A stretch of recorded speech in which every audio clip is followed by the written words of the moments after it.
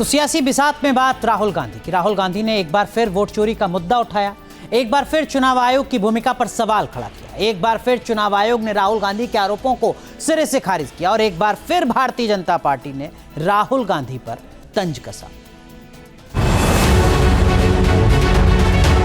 एक बार फिर वोट चोरी का आरोप, एक बार फिर चुनाव आयोग पर सवाल। वोट चोरी के इल्जाम पर राहुल गांधी की दूसरी प्रेस कॉन्फ्रेंस थी।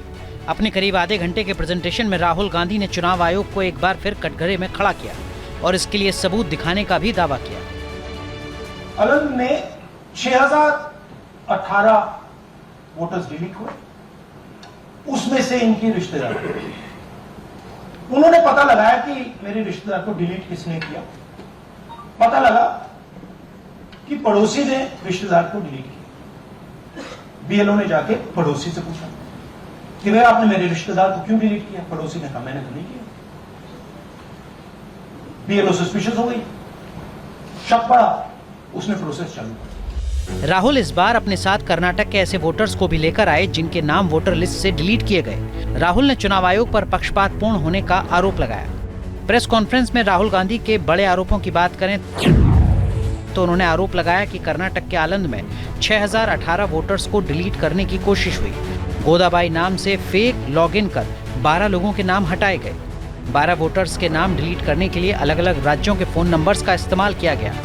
कर्नाटक सीआईडी ने 18 बार चुनाव आयोग से जानकारी मांगी, लेकिन चुनाव आयोग की तरफ से जानकारी नहीं दी गई। राहुल ने चुनाव आयोग को कटघरे में खड़ा करते हुए एक बार फिर लोकतांत्रिक व्यवस्था की बुनियाद पर चोट पहुंचाने की कोशिश की।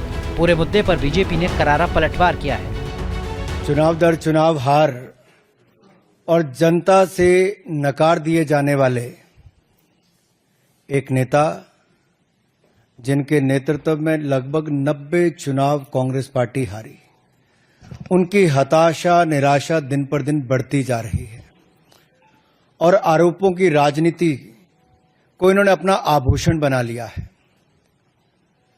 जब इन्हीं के लगाए गए आरोपों को ऑथेंटिकेट करने के लिए कहा जाता है तो पीठ दिखाकर भाग जाते हैं। राहुल गांधी बार बार वोट चोरी का मुद्दा उठा रहे हैं। एटम बम के बाद हाइड्रोजन बम फोड़ने की बात कर रहे हैं।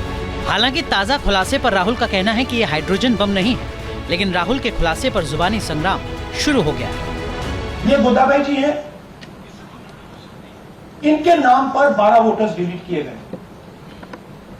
इनको मालूम ही नहीं, इनको पता ही नहीं कि इन्होंने 12 वोटर्स डिलीट किए। ये सारे के सारे जो नंबर्स हैं, ये कर्नाटक के नंबर्स नहीं है, ये अलग अलग स्टेट्स के नंबर्स हैं। तो सवाल ये है कि किसके नंबर्स हैं, ये किसने ऑपरेट किए, जब इन्होंने ऑपरेट किए ये कहां थे, आईपी एड्रेस क्या था, ओटीपी कैसे जनरेट हुआ, कहां गया, ये सवाल है। 2023 में अनसक्सेसफुल अटेम्प्ट्स की गई, प्रयास किए गए जो विफल रहे, नाम काटने के आलंद असेंबली कॉन्स्टिट्यूएंसी में, और ये इलेक्शन कमीशन ने एफआईआर फाइल करने के लिए ही कहा था इस पर, और मैटर इन्वेस्टिगेट करने के लिए भी इलेक्शन कमीशन ऑफ इंडिया ने ही कहा था। इलेक्शन कमीशन ने मोबाइल नंबर पहले ही उपलब्ध करवा दिए हैं, आईपी एड्रेस अगर दे दिए हैं, अगर मोबाइल नंबर दे दिए, आईपी एड्रेस दे दिए, तो कांग्रेस शासित राज्य की कर्नाटक की सीआईडी ने अब तक क्या किया? वैसे कर्नाटक के आलंद में राहुल गांधी के वोट चोरी के दावे को चुनाव आयोग ने सिरे से खारिज कर दिया है। चुनाव आयोग ने कहा कि कोई भी आम नागरिक ऑनलाइन किसी का भी वोट डिलीट नहीं कर सकता। किसी का वोट डिलीट करने से पहले संबंधित व्यक्ति को अपनी बात रखने का मौका दिया जाता है। चुनाव आयोग का कहना है कि 2023 में आलंद में मतदाताओं के नाम हटाने की नाकाम कोशिश की गई थी।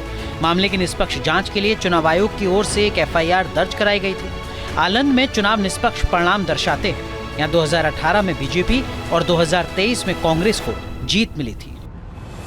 इससे पहले 7 अगस्त को भी राहुल गांधी ने चुनाव आयोग पर बड़ा आरोप लगाया था, लेकिन आरोपों के बीच सवाल लोकतंत्र में आस्था का है।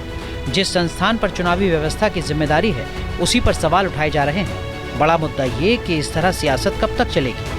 क्या सर्वसम्मति का कोई रास्ता निकलेगा या आरोपों का सिलसिला इसी तरह चलता रहेगा? Team news nation.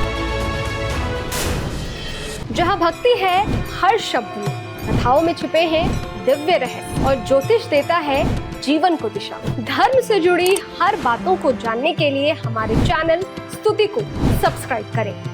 चैनल पर जाने के लिए इस लिंक पर क्लिक करें।